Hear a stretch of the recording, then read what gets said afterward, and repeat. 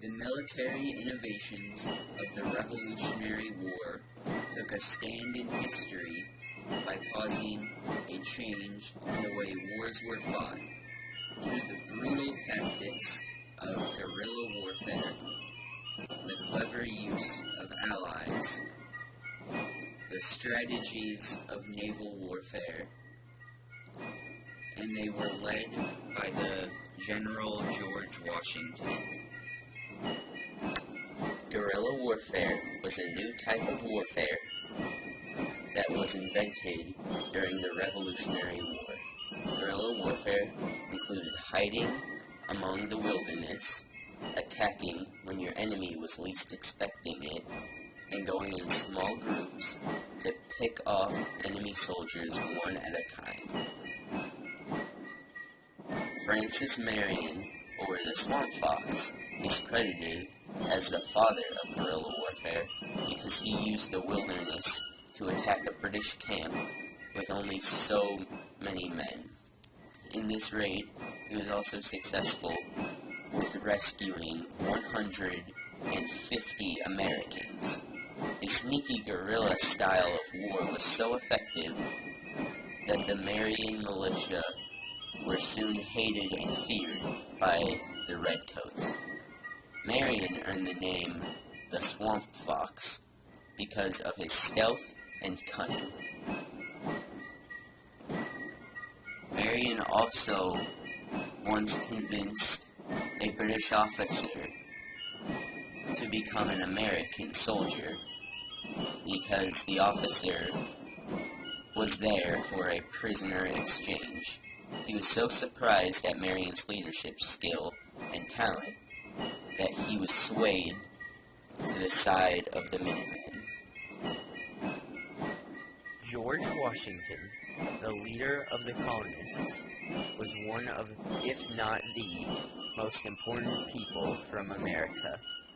Although he lost all of the battles he led in the French and Indian War, he made a major comeback in the American Revolution.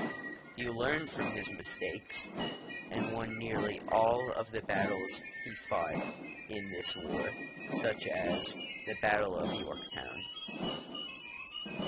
After his victory against Cornwallis and the Redcoats, George Washington was chosen to be the president, which was a distinctly different title than king.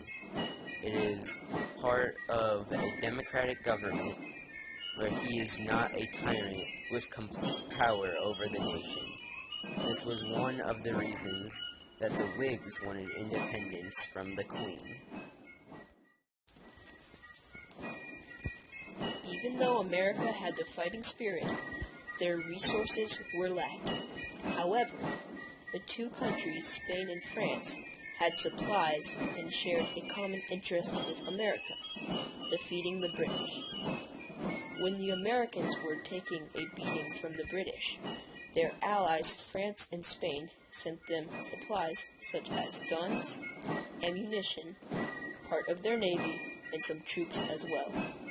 France also helped the Americans win the war in the Battle of Yorktown because their navy prevented the British from escaping while George Washington's army came from behind. This proves why allies can be so beneficial in the outcome of a war. Of the many soldiers that had fought in the Navy, one man, John Paul Jones, stood out from the rest. He was a Scottish naval commander for the Continental Army. He is most noted for when he would take initiative by taking the men that were under his command to England so that they could scare the king. His crew would take to the British shore, raiding the homes and the towns of the Redcoats, all by themselves. Militia was a crucial part of the Continental Army. Because the Minutemen were not able to give the best training to their soldiers, Ethan Allen, alongside others such as Benedict Arnold and other patriots, created a militia group titled the Green Mountain Boys. Perhaps their most important act was sieging the fort Ticonderoga from the British. Allen also led many skirmishes against the Redcoats in the American frontier. He was eventually captured in the year of 1775 in Montreal. He was later exchanged and returned to the army. Allen was promoted to one of the most important generals for the militia.